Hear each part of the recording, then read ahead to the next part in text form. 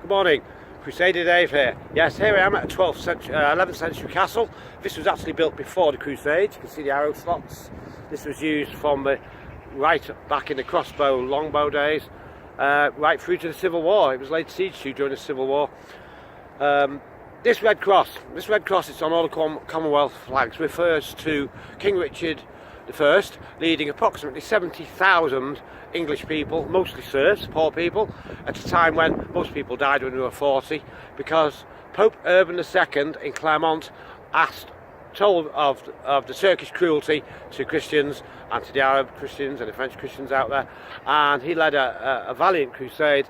Only us and the French had the wealth and the military capability to do this, and they did it. They sailed, they requisitioned every ship in the British Isles and landed us in debt for about 20 years, and we led a crusade, and we did a lot of good work. The Muslims actually, regarding Richard's enterprises and Philip II of France, actually ran away usually because they believed we had God with us, and certainly the Crusaders did. They stood there like dogs of war at Jaffa, unafraid to die.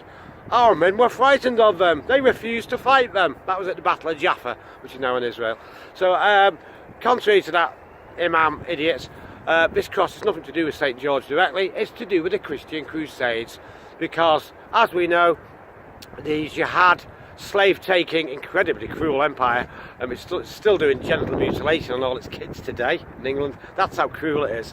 It's castrated 15 million slaves, ran the entire human slave trade for 1400 years, and it's the level of cruelty, including Kazouk, K-H-A-Z-O-U-K, Google it.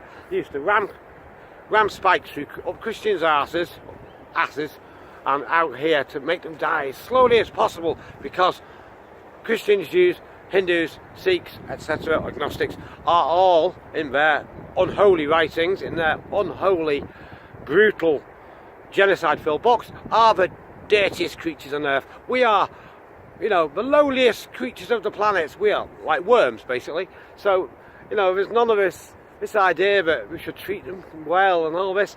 You're just betraying all our dead people, all our dead heroes from World War I, from the Crusades, right back to we're here. Where just literally, 130 miles to the east of me, we were still being invaded by the Vikings in the 6th and 7th century, not that long before King Richard. So next time you hear this fake news media about how they're all beautiful people, remember that Sharia law is savage hand chopping law, and it always has been. Sharia law is their law, where we, if it ever comes into practice in the UK, we will become their slaves. That's our only purpose in the world, to be their slaves. And of course, in the future Sharia USA or Europe, they will probably have death camps to thin our numbers down, and undoubtedly the USA, if we've got any nukes, then the USA will have to nuke us for our own protection. I mean, it would be like having another Iran with intercontinental ballistic missiles, wouldn't it? So just think about that when, you Labour guys, you disloyal guys that think that, they're all so beautiful, and anyone that says anything against them are racists. You're actually talking out of your bottom, and very few of them have read anything about this ideology. And you know that most of the followers of this ideology actually haven't read it. Like Christians, I've only read sections of the Bible, to be quite honest. Not all of it, all the relevant stuff, and I understand it thoroughly. But the fact is, most of them are told their leader in the 7th century was a beautiful person. Well, the perfect role model to all men. But he used to cut throats. He attacked scores of kids, at least 60, it says in their unholy writings. And, there's at least 3 or 4 massacres mentioned in their book.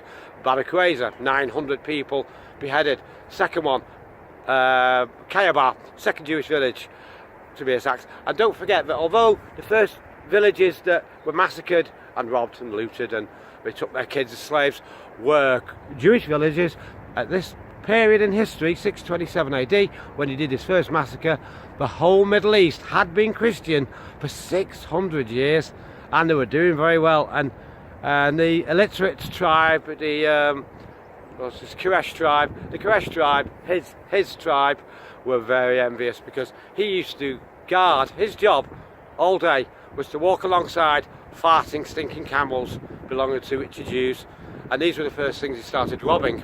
Then came, you know, Banu Qurayza and the massacres. So it's never been anything to do with peace.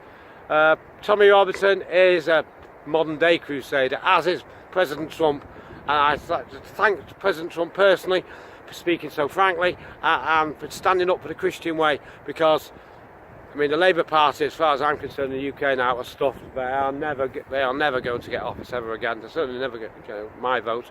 They are completely overrun with Muslims and so pro-Sharia, and none of them know actually anything about it. So have a good day.